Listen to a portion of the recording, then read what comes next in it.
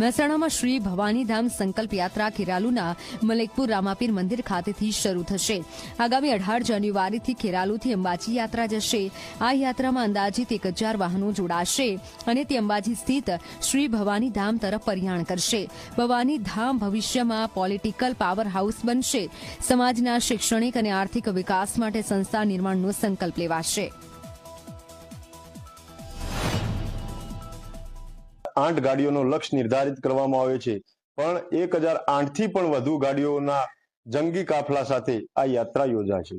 એ સ્થળ અને ભૂમિપૂજનની તારીખ પણ ટૂંકા ગાળાની અંદર આપ મીડિયા મિત્રોના માધ્યમથી અને જાહેર સભાના પ્લેટફોર્મ પરથી એની પણ સ્પષ્ટીકરણ અને જાહેરાતો કરીશું। પણ હાલ પૂરતા આ ભવાનીધામ સંકલ્પ યાત્રા યોજી અને સમાજમાં એક ચેતના અને ઉર્જા લાવવા માટે કાર્યરત છીએ।